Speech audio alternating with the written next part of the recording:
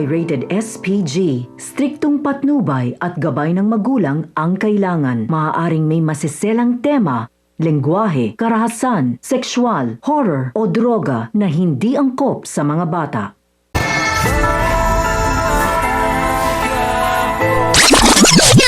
Sa pagbisita ng anak ni Angkong sa NBI, ay inutos niyang kausapin nito si Ramon upang humingi ng tulong para sila ay makalaya. Kung kaya't di na siya nagsayang ng oras at agad nakipagkita kay Greg na siyang ang pinadala ni Ramon. Samantala, nalaman na ni Edwin ang tunay na nangyari kung bakit tuluyan ng naaksidente ang kanyang tatay. Kaya naman sinabi niya sa kanyang sarili na humanda umano si Roda at may araw din ito sa kanya, pati na rin ang mga taong nakabangga sa kanyang tatay Marsing. Sa pag-uwi ni Rigor ay mahalata niyang may kakaiba at mukhang may gustong sabihin ang mag-inang Tess at Tinding.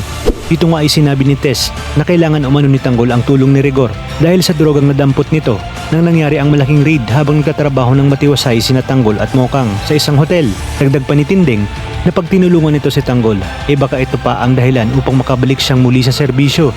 Ngunit iginit ni Rigor na hindi umano siya naniniwalang walang kinalaman si Tanggol sa droga. Maaari pang maging kasabot si Tess at Tinding pag nagkataon. Ayon pa sa kanya na kahit na masuspindi siya ng 1 taon ay hindi niya tutulungan ang demonyon si Tanggol. Sa pagbalik ni Tanggol ay nakiusap siya kay Ma'am Berting na ibalik na ang kanilang mga baril dahil doon lamang ang tanging proteksyon nila lalo na't nasa panganib ang buhay nilang lahat dahil sa drogang hawak nila.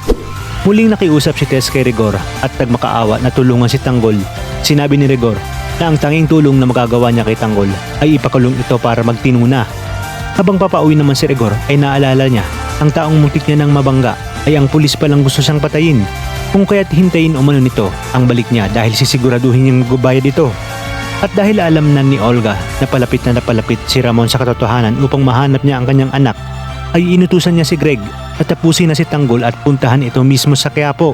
Sa inyong palagay, dito na nga kaya muli magkikita sina Tanggol at Greg at magkakaroon ng isang bakbakan sa kanilang dalawa. Kaya naman mga kapamilya, kapit lang dahil marami pa tayong dapat abangan.